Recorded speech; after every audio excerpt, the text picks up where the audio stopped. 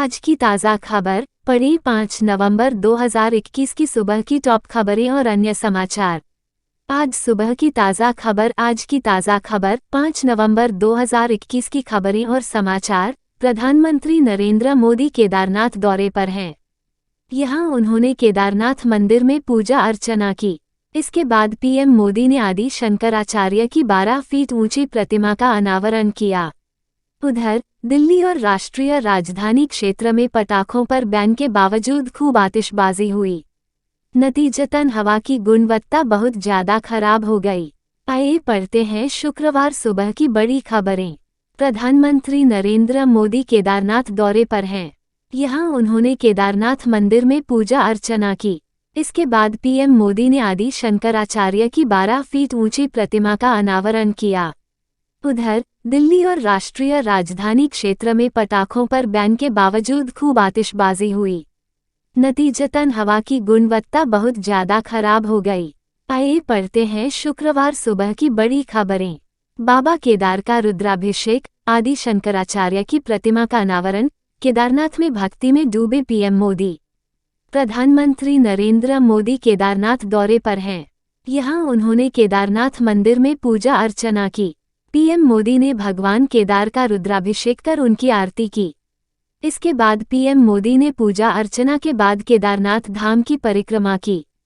इसके बाद पीएम मोदी ने आदि शंकराचार्य की 12 फीट ऊंची प्रतिमा का अनावरण किया। खास बात यह है कि पीएम मोदी के इस दौरे का 11 ज्योतिर्लिंग समेत 100 जगहों पर लाइव टेलीकास्ट चल रहा है। दिवाली पर इस बार सबसे कम हुए आग से हादसे, पटाखों से बड़ी धुंध, जहरीली हुई हवा। दिवाली के पर्व पर आगजनी से होने वाले हादसे हर साल सुनने को मिलते हैं। दिल्ली की बात करें तो ये साल इस मामले में कुछ राहत वाला रहा है। जानकारी के मुताबिक दिल्ली में दिवाली के दिन आगजनी की कुल 152 घटनाएं सामने आई हैं। ये पिछले साल से 25% कम है।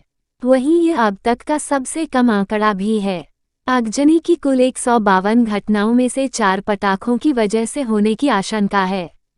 बिहार सीएम नीतीश कुमार, कांग्रेस से नाराज हुए नीतीश कुमार, कह दी बड़ी बात। मुख्यमंत्री नीतीश कुमार सीपीआई रैली में कांग्रेस से नाराज दिखे।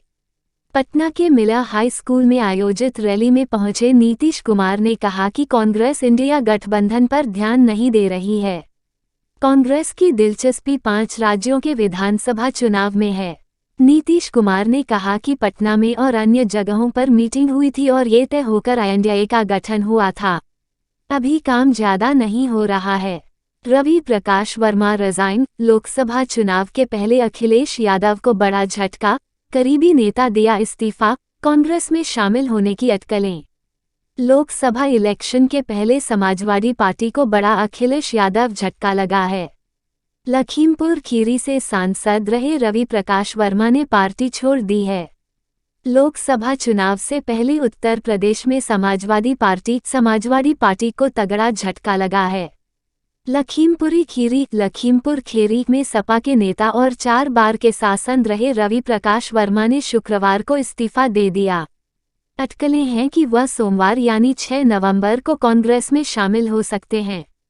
समाजवादी पार्टी के राष्ट्रीय अध्यक्ष अखिलेश यादव को भेजे पत्र में रवि प्रकाश वर्मा ने लिखा, आपको अवगत कराना है कि जनपद खीरी में पार्टी की आंतरिक परिस्थितियों के कारण मैं कार्य करने में असमर्थ हूं। इसलिए समाजवादी पार्टी की प्राथमिक सदस्यता से त्यागपत्र दे रहा हूं। बता दें, रवि प्रकाश वर्मा के माता पिता भी सांसद रह चुके हैं। उनकी बेटी पूर्वी वर्मा भी सपा का दामन छोड़ सकती हैं। माना जा रहा है कि सपा ने खीरी सीट से लोकसभा उम्मीदवार के तौर पर रवि प्रकाश वर्मा के अलावा किसी और नेता को प्राथमिकता दी है। रवि प्रकाश भी इसी सीट से दावेदार थे। हालांकि अपनी बात न बनता देख उन्होंने सपा छोड़ने का फैसला कर लिया। रवि प्रकाश वर्मा के इस्तीफे की जानकारी देते हुए कहा कि कई बार कुछ फैसले लेना बेहद कठिन होते हैं, लेकिन लेने भी जरूरी होते हैं। पिछले 50 साल से अधिक समय से हमारे परिवार ने जनता की सेवा की है और खीरी को बेहतर बनाने की ईमानदारी से कोशिश की है। आप सबने पूरा सहयोग किया है। वादा है हम आपको आगे भी निराश नहीं करेंगे। नए कदम की घोषणा जल्द। कौन है रवि प्रकाश वर्मा? रवि प्रकाश वर्मा के पिता और कांग्रेस नेता बालगोविंद वर्मा खीरी सीट पर 1962 से 1971 तक और फिर 1980 में भारतीय राष्ट्रीय कांग्रेस इंदिरा के प्रत्याशी के तौर पर जीते। उनकी पत्नी उषा वर्मा ने भी 3 बार इस सीट का प्रतिनिधित्व किया और उनके बेटे रवि प्रकाश वर्मा ने 1998, 1999 और 2004 में समाजवादी पार्टी के नेता के तौर पर चुनाव लड़ा और जीते। 2019 के लोकसभा चुनाव रवि प्रकाश वर्मा की बेटी को समाजवादी पार्टी और बहुजन समाज पार्टी गठबंधन के उम्मीदवार के रूप में मैदान में उतारा गया था। हालांकि उन्हें हार का सामना करना पड़ा। जमीन के नीचे दबा है खरबों का सोना, कभी पालवंश की राजधानी था ये क्षेत्र, निजी कंपनी से हुआ करार। अब लोकसभा चुनाव 2024, सपा के साथ आई ये पार्टी तो बिगड़ जाएगा आरएलडी और कांग्रेस का समीकरण। किसको कितनी सीटें मिलेंगी? अब लोकसभा चुनाव 2024, समाजवादी पार्टी के मुखिया अखिलेश यादव का गठबंधन में सीट बंटवारे को लेकर पहली बार बयान आया है। लोकसभा इलेक्शन 2024, समाजवादी पार्टी की राज्य कार्यकारिणी बैठक में अखिलेश यादव ने गठबंधन की सीटों को लेकर अपनी बात रखी। उन्होंने कहा कि अगर गठबंधन होता है तो पार्टी 65 सीटों पर चुनाव लड़ेगी। ऐसे में सवाल ये उठ रहे हैं कि कांग्रेस, रालोद को कितनी सीटें मिलेंगी। समाजवादी पार्टी की नई राज्य कार्यकारिणी की पहली बैठक कल लखनऊ स्थित कार्यालय पर हुई। इस दौरान कार्यकर्ताओं से संवाद स्थापित हुआ।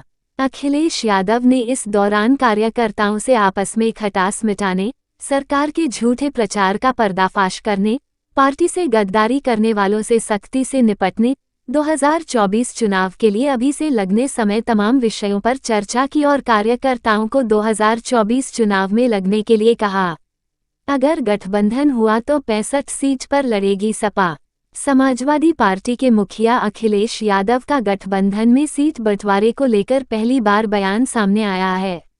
अखिलेश यादव ने कार्यकर्ताओं से संवाद के दौरान कहा कि मौजूदा इंडिया गठबंधन में समाजवादी पार्टी 65 सीटों पर चुनाव लड़ेगी और बाकी बची 15 सीटों पर बाकी दलों को वह लड़ाएगी।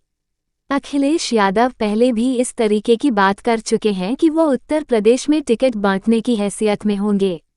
हालांकि अखिलेश यादव के बयान के बाद गठबंधन के दलों में ऊहापोह की स्थिति है कि अगर समाजवादी पार्टी 65 सीटों पर चुनाव लड़ती है तो बाकी बची 15 सीटों में उसको रालोद और अपना दल को भी सीट देनी होगी। वहीं फिलहाल केशव देव मौर्य से भी समाजवादी पार्टी की नजदीकी वापस से बढ़ रही हैं और अगर कांग्रेस इस दौरान गठबंधन में रहती है तो उसको मात्र 10 सीट ही मिल पाएगी। बूथ प्रबंधन, सदस्यता अभियान और मतदाता सूची पुनरीक्षण पर जोर।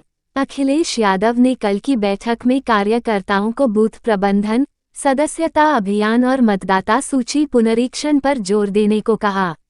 अखिलेश यादव ने कार्यकर्ताओं को बूथों पर विशेष ध्यान देने को कहा और कहा अगर बूथों पर वो मजबूत रहेंगे तो सपा को कोई नहीं हरा सकता है। इसके साथ ही उन्होंने मतदाता सूची पुनरीक्षण में भी कार्यकर्ताओं को लगने को कहा। इसके साथ ही अखिलेश यादव ने समाजवादी पार्टी का सदस्यता अभियान तेजी से चलने को कहा जिससे अधिक लोग समाजवादी विचारधारा से जुड़ सके और 2024 चुनाव में समाजवादी पार्टी के लिए मेहनत कर सकें। लोकसभा इलेक्शन 2024, रवि प्रकाश के बाद बेटी भी थाम सकती हैं कांग्रेस का हाथ, मुश्किलों के बीच क्या गठबंधन के लिए ये सीट छोड़ देंगे अखिलेश? लोकसभा इलेक्शन, लोकसभा चुनाव से पहले खीरी लोकसभा सीट पर इंडिया गठबंधन NDIA अलायंस में कड़वाहट के आसार हैं। रवि प्रकाश वर्मा बेटी के साथ कांग्रेस का दामन थाम सकते हैं। मिशन 2024, लखीमपुर खीरी में सपा के कद्दावर नेता रवि प्रकाश वर्मा का अगला ठिकाना कहां होगा? 4 बार के सांसद रहे रवि प्रकाश वर्मा ने सपा का साथ छोड़ दिया है। उनके इस्तीफे के बाद सवाल उठ खड़ा हुआ कि अगला पड़ाव कहां होगा। लखीमपुर खीरी में वर्मा परिवार का 50 वर्षों से दबदबा रहा है। रवि प्रकाश वर्मा के माता पिता ने भी संसद में खीरी लोकसभा सीट का प्रतिनिधित्व किया है। वर्मा घराने का पुराना संबंध कांग्रेस से जुड़ता है। इस सीट पर इंडिया गठबंधन में दिखेगी दरार। माना जा रहा कि रवि प्रकाश वर्मा की घर वापसी हो सकती है। रवि प्रकाश वर्मा की बेटी पूर्वी वर्मा भी कांग्रेस में जाने की तैयारी कर रही हैं। पिता और बेटी की घर वापसी के बाद लखीमपुर की सियासत काफी दिलचस्प मोड़ पर पहुंच जाएगी। लखीमपुर के साथ साथ धरोहरा, हरदोई, शाहजहांपुर में कुर्मी मतदाताओं का दबदबा है। रवि प्रकाश वर्मा के कांग्रेस का दामन पकड़ने से इंडिया गठबंधन में खीरी लोकसभा सीट पर रस्साकशी तेज हो सकती है। कांग्रेस रवि प्रकाश वर्मा का स्वागत करने को तैयार है। वहीं सपा के लिए नुकसान की भरपाई करना मुश्किल हो जाएगा। कांग्रेस और सपा की दावेदारी से फंसेगा पेंच। खीरी से रवि प्रकाश वर्मा के कांग्रेस प्रत्याशी बनने पर सपा इंडिया गठबंधन को सीट दे सकती है। सपा नहीं चाहेगी कि परंपरागत सीट इंडिया गठबंधन के तहत कांग्रेस को जाए। ऐसी स्थिति में दोनों पार्टियों के बीच टकराव साफ दिख सकता है। हालांकि पिछले लोकसभा चुनाव में सपा ने पूर्वी वर्मा को खीरी से उम्मीदवार बनाया था। सपा बसपा की संयुक्त प्रत्याशी पूर्वी वर्मा बीजेपी के अजय मिश्र टेनी से चुनाव हार गई थीं। अब लोकसभा आगामी चुनाव में कांग्रेस की खीरी सीट पर दावेदारी से इंडिया गठबंधन की दरार सतह पर सामने आ सकती है। नोएडा एयर पोल्यूशन, वायु प्रदूषण पर काबू पाने के लिए लागू है पाबंदियां। नोएडा में उल्लंघन करने पर कटा 24.30 लाख का चालान। स्पेशल रिपोर्ट, क्यों डर गया धमकीबाज ईरान, क्या है इजरायली सेना का टैडी बियर प्लान। आज स्पेशल रिपोर्ट में बात गाजा में इजरायल के ऑपरेशन टैडी बियर की। आज इजरायल की सेना ने हमास का अंत करने के लिए नया ऑपरेशन शुरू किया है। ये ऑपरेशन गाजा में हमास के आतंकियों को उनके घर में घुसकर मारने का है। देखिए स्पेशल रिपोर्ट। पीएम मोदी ने भ्रष्टाचार को लेकर दे डाली चेतावनी। केजरीवाल पर भी निशाना। चुनाव 2023 को लेकर बीजेपी ने तैयारी तेज कर दी है।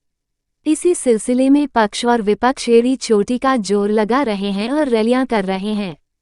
प्रधानमंत्री मोदी 4 नवंबर को छत्तीसगढ़ के दौरे पर थे। इस दौरान उन्होंने कांकेर में जनसभा को संबोधित करते हुए विपक्ष पर बड़ा हमला बोला। Breaking news in Hindi live, देश दुनिया की बड़ी खबरें। Breaking news in Hindi live 4 नवंबर 2023। प्रधानमंत्री नरेंद्र मोदी ने शनिवार को कहा कि छत्तीसगढ़ के मुख्यमंत्री को राज्य की जनता को बताना चाहिए कि दुबई में बैठे घोटाले महादेव सट्टेबाजी ऐप के आरोपियों के साथ उनके क्या संबंध हैं। दिल्ली के पर्यावरण मंत्री गोपाल राय ने शनिवार को केंद्र सरकार से वाहन जनित प्रदूषण से निपटने के लिए दिल्ली और राष्ट्रीय राजधानी क्षेत्र एनसीआर में केवल सीएनजी, इलेक्ट्रिक और BS6 वाहनों को अनुमति देने का आग्रह किया है। मध्य प्रदेश में कांग्रेस ने पार्टी के आधिकारिक उम्मीदवारों के खिलाफ आगामी राज्य विधानसभा चुनाव लड़ने के लिए 39 नेताओं को पार्टी की प्राथमिक सदस्यता से 6 साल के लिए निष्कासित कर दिया है। भारत के स्टार ऑलराउंडर हार्दिक पांड्या टखने की चोट से उबरने में असफल रहने के बाद शनिवार को विश्व कप से बाहर हो गए। देश दुनिया की अन्य बड़ी खबरों के लिए बने रहिए एनबीटी ऑनलाइन के साथ। हाइलाइट्स। पीएम मोदी ने पूछा, दुबई में बैठे घोटाले के आरोपियों से सीएम भूपेश के क्या संबंध हैं। दिल्ली एनसीआर में केवल सीएनजी, इलेक्ट्रिक, BS6 वाहनों को अनुमति दें, गोपाल राय। एमपी में कांग्रेस ने पार्टी के उम्मीदवारों के खिलाफ चुनाव लड़ने पर 39 नेताओं को निष्कासित किया। टखने में फिर सूजन होने के कारण हार्दिक पांड्या विश्व कप से बाहर। प्रसिद्ध कृष्णा टीम में। आईसीसी विश्व कप 2023 में आज न्यूजीलैंड vs पाकिस्तान और Australia vs England. Israel Hamas को लेकर अनमे प्रस्ताव पर वोटिंग से दूर रहना ठीक था। जयशंकर ने दिया जवाब। विदेश मंत्री एस जयशंकर ने हमास इजरायल संघर्ष को लेकर कई बातें बोली हैं। उन्होंने दोनों के बीच तेज होते संघर्ष बहुत जटिल करार दिया है। विदेश मंत्री ने ये भी कहा कि इजरायल और हमास को लेकर संयुक्त राष्ट्र में आए प्रस्ताव से भारत का दूर रहना ठीक था। 7 अक्टूबर को हमास से इजरायल पर हमला किया था। सिवन पर विवाद ने तूल पकड़ा तो इसरो चीफ एस सोमनाथ ने लिया बड़ा फैसला। इसरो के अध्यक्ष एस सोमनाथ ने बड़ा फैसला किया है। सिवन पर विवाद के तूल पकड़ने के बीच उन्होंने साफ किया है कि वो अपनी आत्मकथा को प्रकाशित नहीं करेंगे। के सिवन एस सोमनाथ के पूर्ववर्ती हैं। इस तरह की रिपोर्टें आई थीं कि किताब में सिवन के बारे में कुछ आलोचनात्मक टिप्पणियां की गई थीं। केंद्रीय प्रदूषण नियंत्रण बोर्ड (सीपीसीबी) के अनुसार दिल्ली में हवा की गुणवत्ता गंभीर श्रेणी में बनी हुई है। बता दें कि दिल्ली सहित एनसीआर में 2 दिनों से सूर्य देवता के भी दर्शन नहीं हुए हैं। हारिस रऊफ ने बनाया शर्मनाक रिकॉर्ड, शाहीन अफरीदी ने 17 मिनट में ही तोड़ दिया।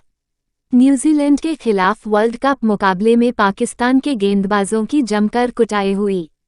हारिस रऊफ ने शर्मनाक रिकॉर्ड बनाया, लेकिन शाहीन अफरीदी ने उसे 17 मिनट में ही अपने नाम कर लिया।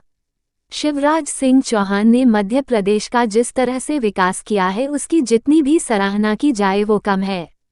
मैं दुनिया के दूसरे देशों में जाता हूं तो लोग कहते हैं कि विकास कैसे किया जाता, अगर ये देखना हो तो मध्य प्रदेश में जाकर देखना चाहिए। जो कभी बीमारू और अति पिछड़ा राज्य हुआ करता था, आज ये ऐसा राज्य बन गया है जो कि देश का सबसे स्वच्छ राज्य माना जाता है। दिल्ली एनसीआर में केवल सीएनजी इलेक्ट्रिक BS6 वाहनों को अनुमति दें, गोपाल राय। एमपी में कांग्रेस ने पार्टी के उम्मीदवारों के खिलाफ चुनाव लड़ने पर 39 नेताओं को निष्कासित किया। टखने में फिर सूजन होने के कारण हार्दिक पंड्या विश्व कप से बाहर, प्रसिद्ध कृष्णा टीम में। दिल्ली बवाना की फैक्ट्री में आग। दिल्ली के बवाना औद्योगिक क्षेत्र में आज एक फैक्ट्री में भीषण आग लग गई। दमकल की 20 गाड़ियां घटनास्थल पर पहुंचीं। किसी के घायल या हताहत होने की सूचना नहीं है। अधिक जानकारी की प्रतीक्षा है। टखने में चोट लगने के चलते भारतीय टीम के ऑलराउंडर हार्दिक पांड्या विश्व कप से बाहर हो गए हैं। हार्दिक के रिप्लेसमेंट के तौर पर प्रसिद्ध कृष्णा को भारतीय टीम में शामिल किया गया है। हार्दिक बेंगलुरु स्थित राष्ट्रीय क्रिकेट अकादमी में रिहैब से गुजर रहे हैं। आदिवासी शब्द का प्रयोग क्यों नहीं करती बीजेपी, राहुल गांधी ने बताया। कांग्रेस सांसद राहुल गांधी ने कहा, भाजपा इस आदिवासी शब्द का इस्तेमाल नहीं करती क्योंकि उन्हें पता है कि अगर उन्होंने इस शब्द का इस्तेमाल किया तो उन्हें आपका जंगल, जल और जमीन आपको वापस लौटानी पड़ेगी। छत्तीसगढ़ चुनाव, राहुल का बीजेपी पर हमला।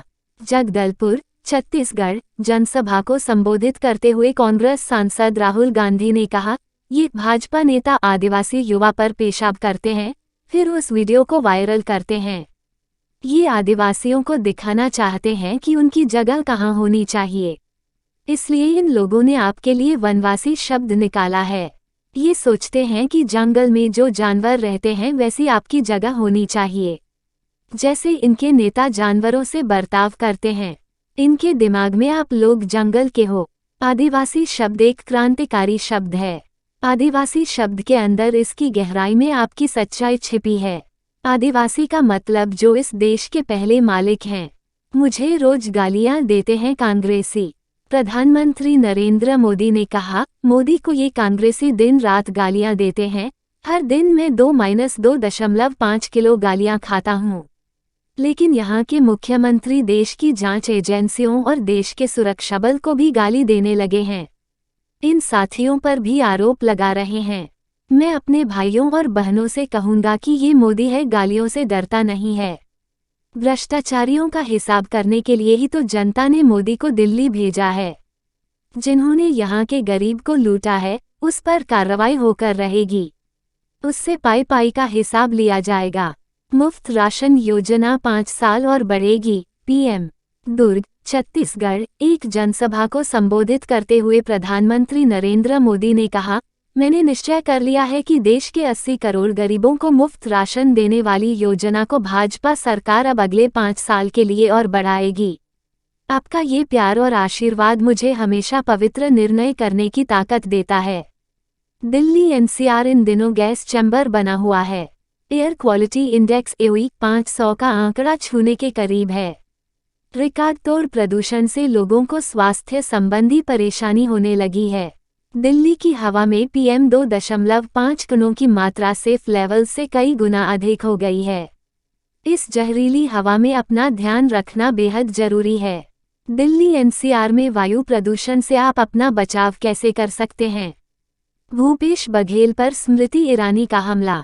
दिल्ली, केंद्रीय मंत्री स्मृति ईरानी ने कहा, सत्ता में रहकर सत्ता का खेल छत्तीसगढ़ कांग्रेस नेतृत्व का एक बहुत बड़ा चेहरा बन चुका है।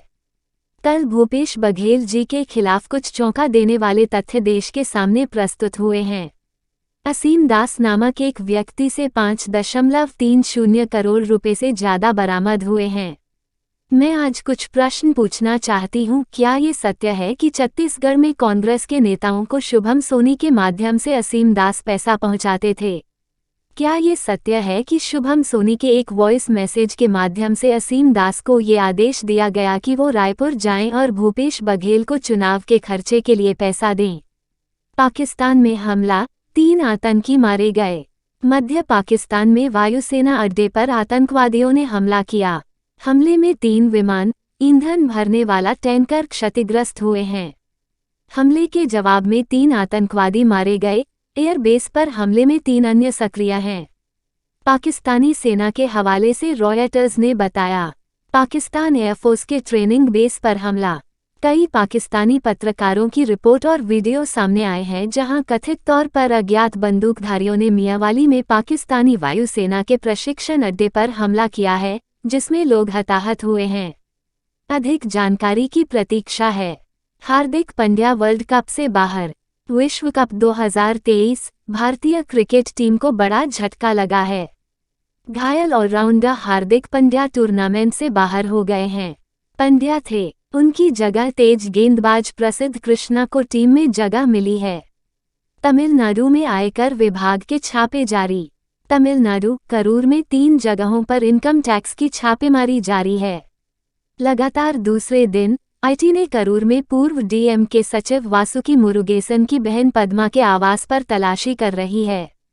आईटी अधिकारी गांधीपुरम में फाइनेंसर सुरेश के कार्यालय और केवीपी नगर में उनके आवास पर भी मौजूद हैं।